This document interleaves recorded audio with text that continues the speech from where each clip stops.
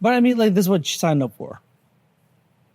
Or It's not. I guess I did sign something. There's some dude named Devs. I'm just some guy. This is the comeback kid over here. All right, you guys. So today we're going to be talking about the industry, specifically the film industry. I want all the smoke. We're going to be talking about shit we hate, bro. At a very base level, the call times, I'm not a morning person. Sometimes, well, and damn, what? Bro, what the fuck? Everyone knows I'm not a morning person. We already knew this. the call times also, I have, and I mean no disrespect, but Los Angeles, it's not my favorite city to commute to. Traffic on the freeway, the environment surrounding certain businesses, I don't know. It's just call time and Los Angeles. So traveling. Net 30s are terrible. They are terrible. From my end is I have a crew to pay for, and payroll is sooner than a net 30. Typically, it's every 2 weeks, and it's like now I'm chipping into the company funds, and I have to wait for this other check, and then sometimes that check doesn't even come in the net 30, and it's just like, oh my god. I get why they do it though. So it's receive fast, pay slow. That's how they keep their books running. Even then, I pay our contractors, our makeup artists out. We pay them sooner than the 30. I just don't like having that over my head. But yeah, because a lot of contractors want like casting. I mean, like people contractors basically is like the cast, the makeup artists, hair, food, and like they need that like tomorrow. You know what I mean? And that's how I get that. If you have the funds enough to make it happen, just make it happen sooner. You know?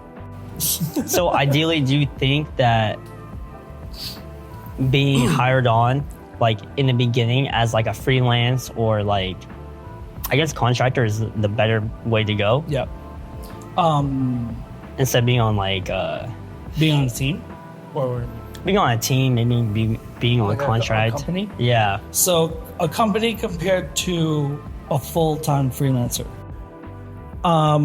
There are benefits to both. So full-time freelancer, yes, you reap all the rewards.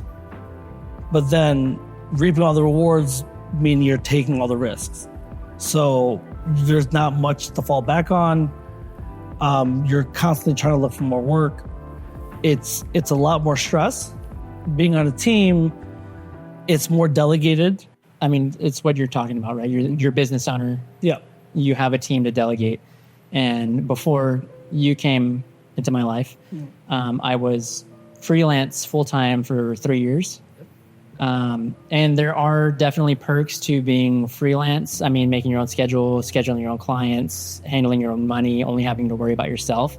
But at the same time, working with Andrew on your team has been nice because of delegation. There's certain things that only I have to worry about. There's certain responsibilities that only I have to take. I don't have to worry about. I don't envy Andrew at all in that aspect. I props to Andrew for this, I don't want that responsibility. At the end of the day, I don't. And I think it's crazy because like nowadays everyone always, puts on their bio like CEO or president or, you have to be the boss. Sometimes you don't, because if everyone's a boss, like who the fuck's running the crew? It's a very, there's this certain mentality that you kind of have to have. Till this day, I'm still trying to figure all that out because my work-life balance is nowhere near there. But when you have a passion for something that's just so instinctive and you can't really see yourself doing anything else, yeah, you'll bitch about it. But it's just, when you find the joy in all this, it's something that, man, it's worth living for. But if you're still questioning yourself as you're doing it, find a team. That's why, there's team sports and then there's individual sports.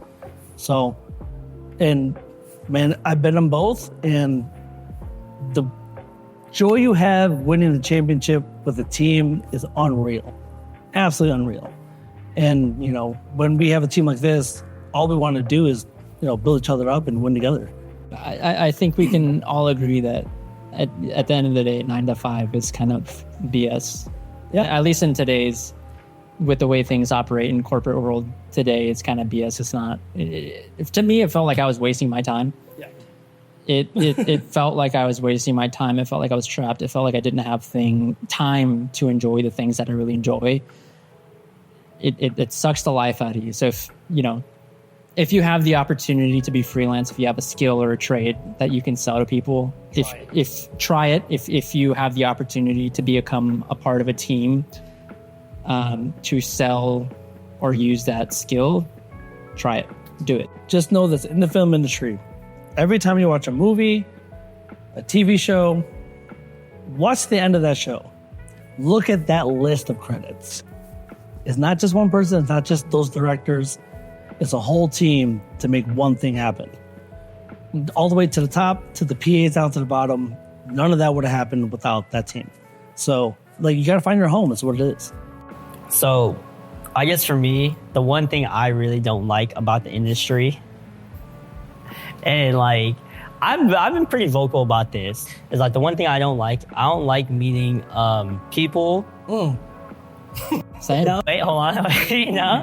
No, I do like meeting people, but I like meeting genuine people. And a lot of people in the industry are not genuine. And you can kind of tell. I mean, like, who is faking it and who is not, and who is being nice to you just because they think that they can get something from you and they can use you, you know what I mean? Like, it's things like that. That's the stuff that I don't like. And it varies from, like, producers, directors, I don't know, videographers, influencers, models, like all of them think that they can get something and they're very fake.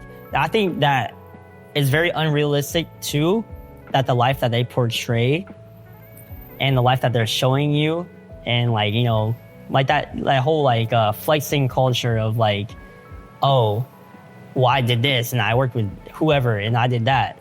Or I know someone that knows this guy. I was like, okay, well, that's great. But like, I didn't really ask that of you. How's your day? Yeah, I just said, exactly. I'm like, bro, like, oh, what'd you do today? Well, my friend spoke to, I don't even know. The president of the United States. My friend was on the phone with me, and I have a gig in 5 months with Travis Scott doing like whatever. I'm like, okay, like maybe it might be true. It might be true, but the thing is, like, it's so saturated with people doing that. It's a lot of name dropping. So there is, trust me, I get it. Fake it till you make it. But if you're going to fake it, you better have a backbone to back that up, because like, or else you look like a clown. You can't do that. Yeah.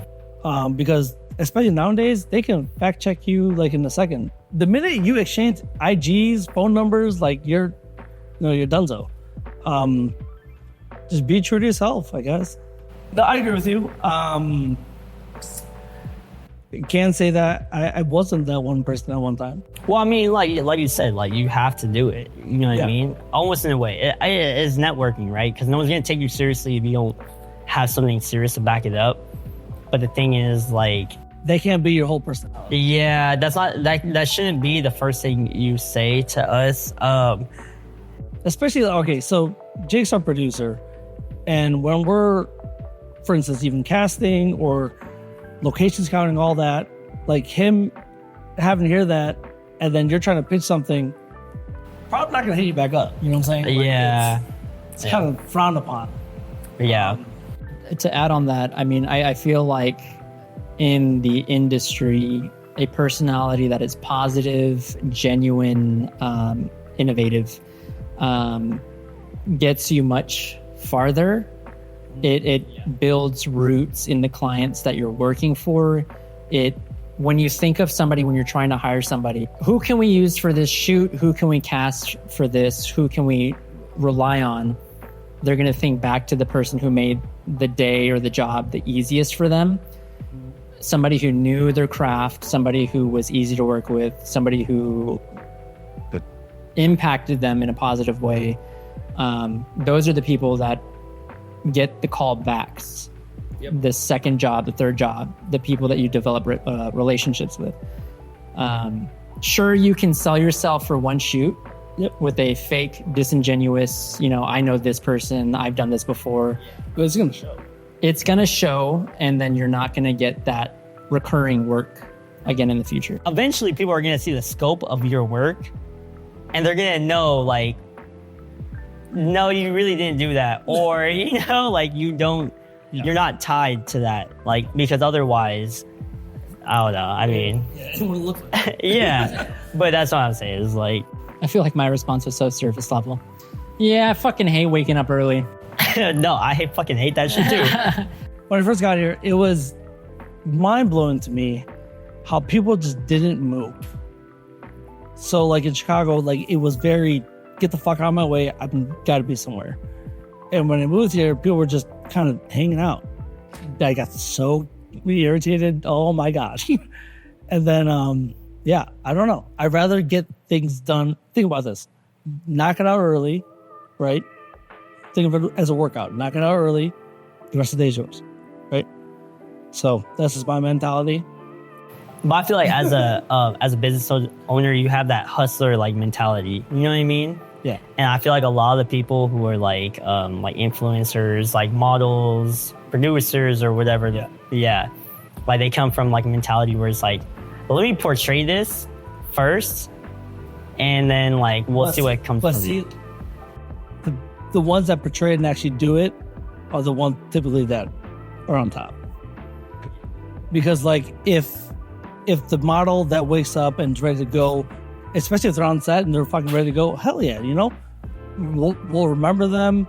The makeup artist that does that, like these people are working hard. I don't know, you know what I mean? Yeah. Like you could tell that they're working hard. Yeah, they're about it. But those are the people that are gonna survive. I don't know. It's a cutthroat industry. Quality over quantity. Yeah, basically. Absolutely decimate that like button. Crush that subscribe button. Oh god. Really caress that. All right. What do you guys dislike about the industry? If you're a filmmaker out there, what are some things that you just really don't care for? Leave it in a comment, and make sure you guys follow us for some more industry video, more industry talks.